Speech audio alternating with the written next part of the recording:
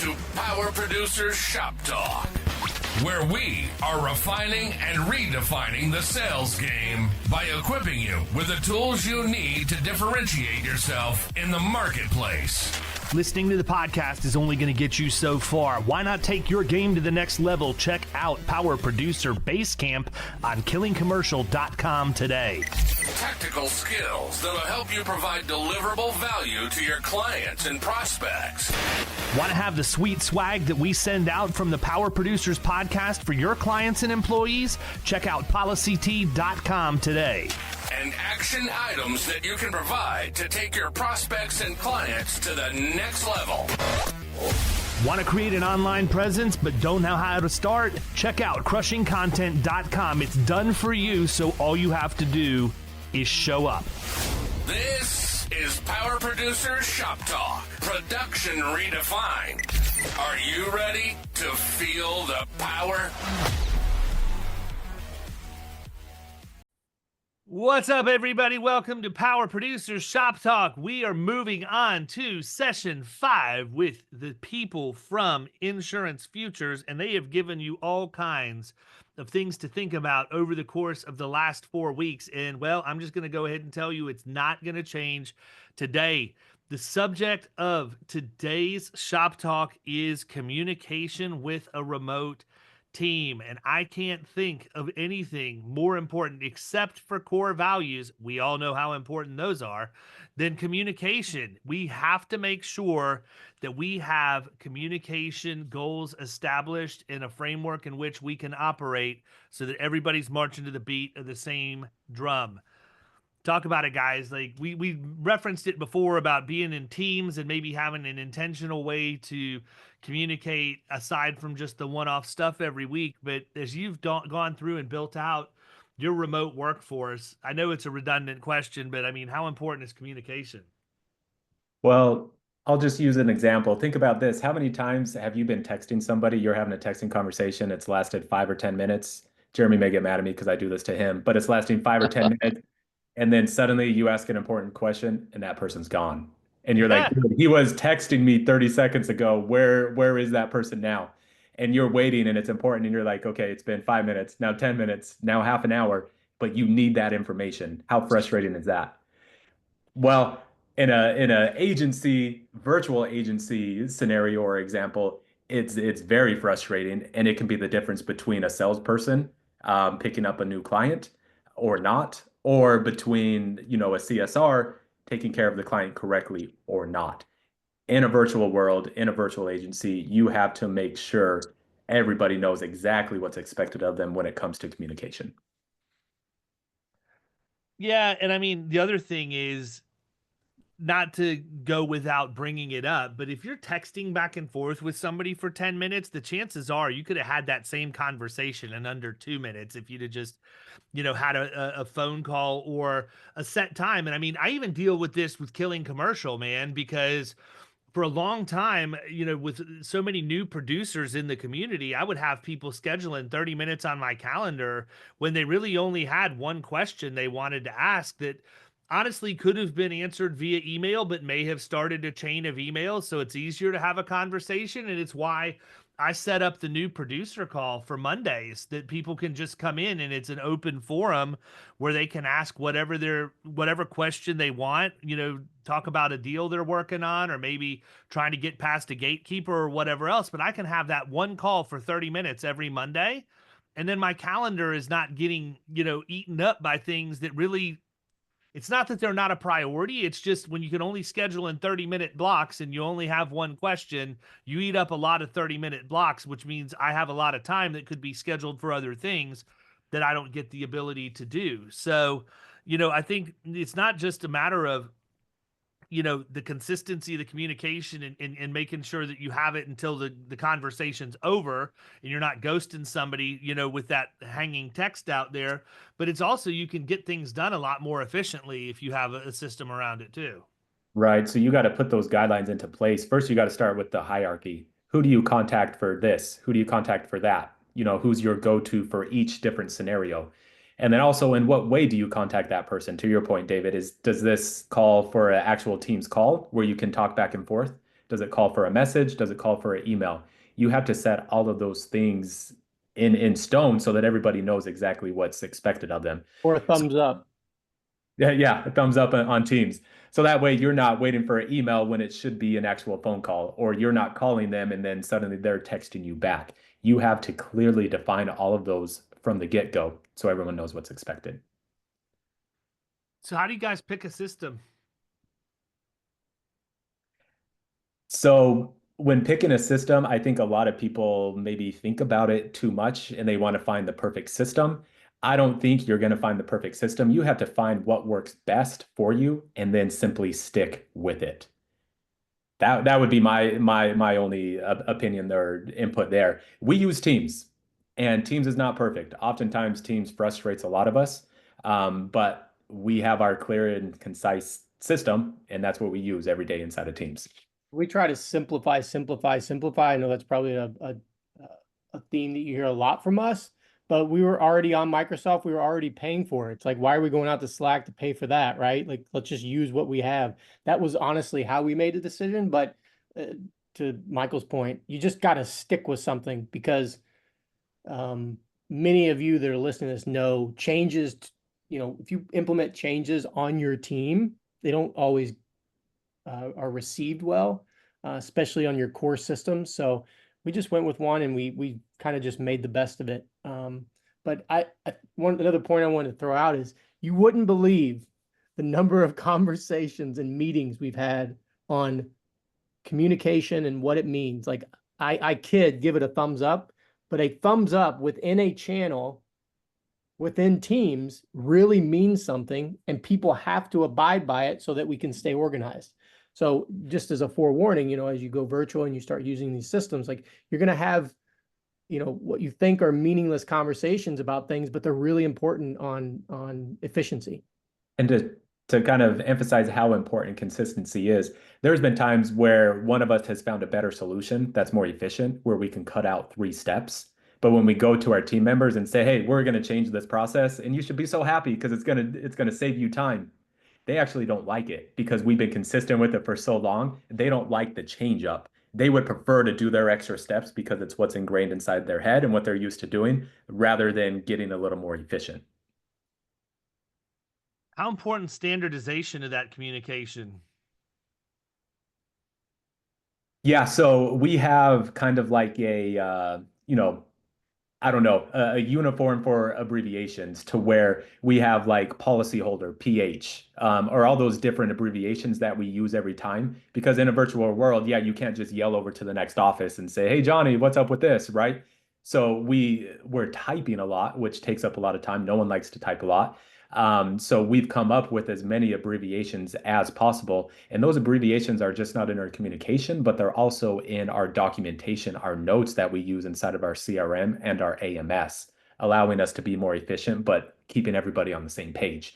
So you're not allowed to come up with your own abbreviations and put those into notes. They have to be all the same abbreviations that everybody knows and understands.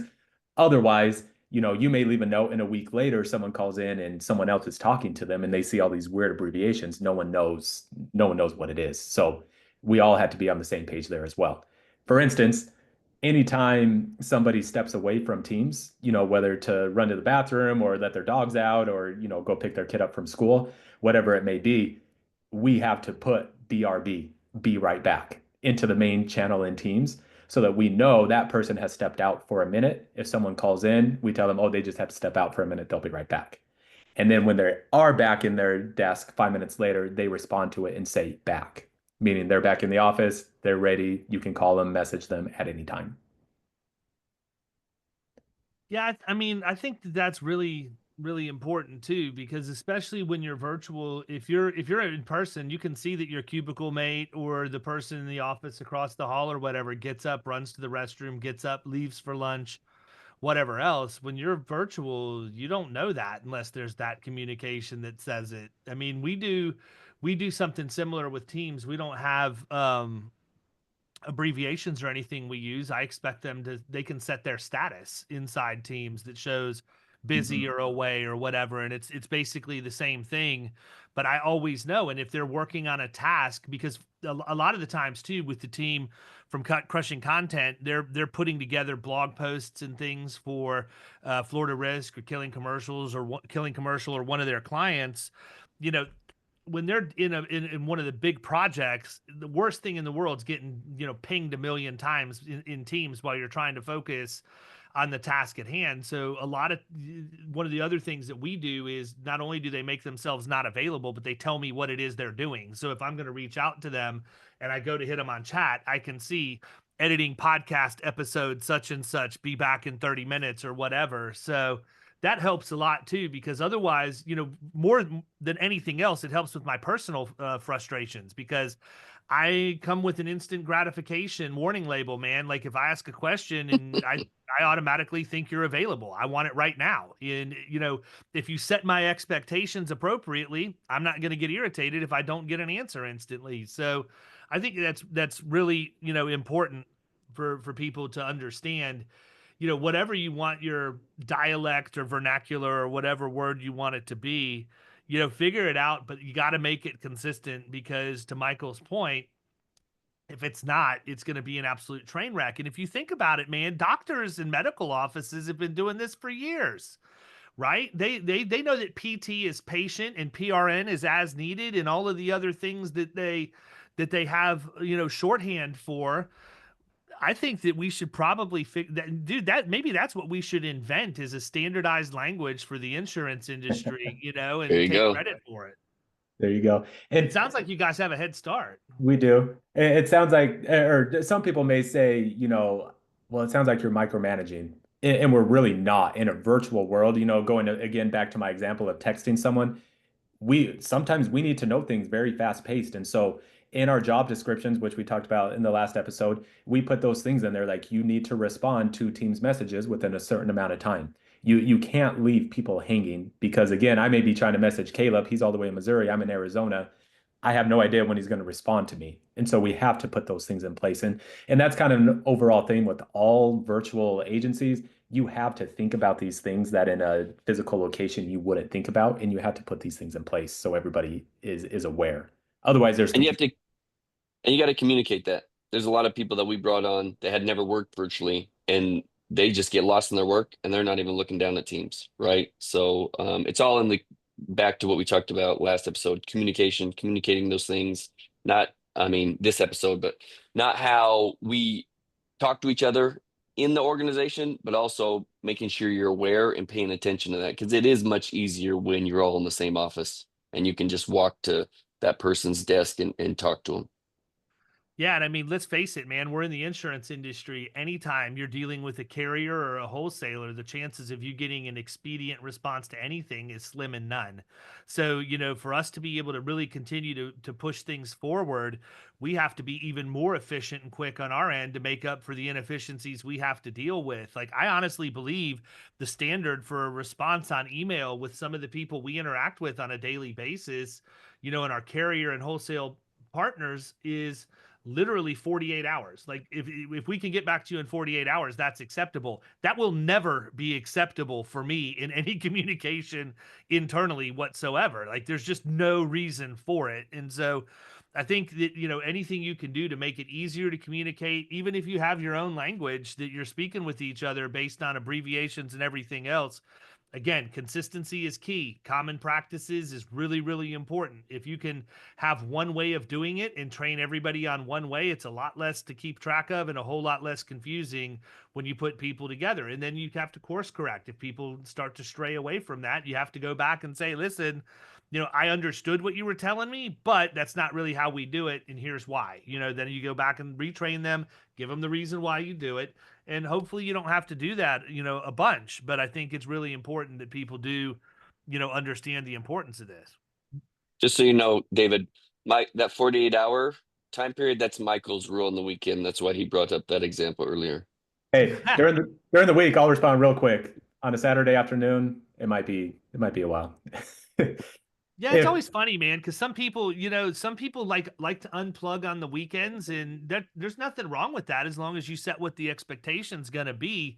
I'm just never that person. So what drives me nuts is when somebody messages me like on a Saturday and I'll reply back to them thinking I'll get a reply almost immediately because they've already messaged me once, only to find out they wanted to send me an email before they forgot to send it and they never expected to hear from me until Monday. Yep.